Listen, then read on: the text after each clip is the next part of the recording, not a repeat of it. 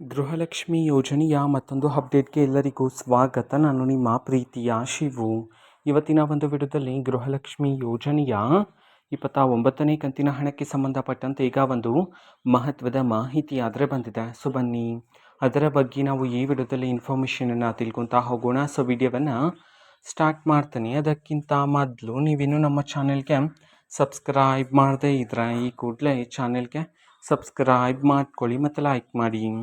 ಈಗ ನಾವು ಇನ್ಫಾರ್ಮೇಷನನ್ನು ತಿಳ್ಕೊತಾ ಹೋಗೋಣ. ನೋಡಿ, ಇವತ್ತು ಅಂತಂದರೆ ದಿನಾಂಕ 4/4/2026 ಇವತ್ತು ಗೃಹಲಕ್ಷ್ಮಿ ಯೋಜನೆಯ 29ನೇ ಕಂತಿನ ಹಣವನ್ನು ಬಿಡುಗಡೆ ಮಾಡಲಾಗ್ತಿದೆ ಅಂತ ಹೇಳಿ ಈಗ ಮಾಹಿತಿಯನ್ನು ತಿಳಿಸಿರ್ತಕ್ಕಂಥದ್ದು.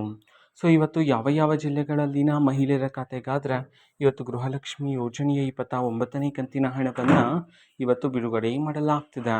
ಈ ಒಂದು ಇನ್ಫಾರ್ಮೇಷನನ್ನು ನಾವು ತಿಳ್ಕೊಳೋದಾದರೆ ಇವತ್ತು ಕರ್ನಾಟಕದಲ್ಲಿರ್ತಕ್ಕಂತಹ 23 ಜಿಲ್ಲೆಗಳಲ್ಲಿನ ಮಹಿಳೆಯರ ಖಾತೆಗಾದರೆ ಇವತ್ತು ಗೃಹಲಕ್ಷ್ಮಿ ಯೋಜನೆಯ 29ನೇ ಕಂತಿನ ಹಣವನ್ನು ಬಿಡುಗಡೆ ಮಾಡೋದಕ್ಕೆ ಸಂಬಂಧಪಟ್ಟಂತೆ ಮಾಹಿತಿಯನ್ನು ತಿಳಿಸಿರ್ತಕ್ಕಂಥದ್ದು. ಸೊ ಈಗ ನಾವು 23 ಜಿಲ್ಲೆಗಳ ಹೆಸರನ್ನು ತಿಳ್ಕೊತಾ ಹೋಗೋಣ ಬನ್ನಿ.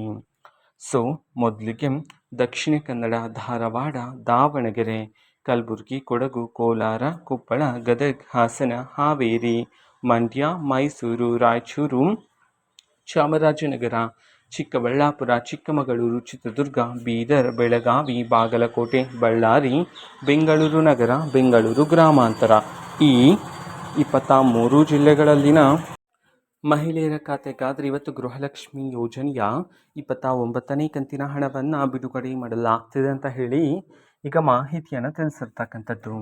ಓಕೆನಾ. ಸೊ ಇದು ಇವತ್ತಿನ ಒಂದು ವಿಡಿಯೋ. ಇದೇ ರೀತಿ ಇನ್ನು ಹಲವಾರು ಯೋಜನೆಗಳಿಗೆ ಸಂಬಂಧಪಟ್ಟಂತೆ ಮಾಹಿತಿ ಬಂದ ನಂತರ ಆದಷ್ಟು ಬೇಗ ನಾನು ನಿಮಗೆ ಇನ್ಫಾರ್ಮೇಷನನ್ನು ತಿಳಿಸ್ತೇನೆ.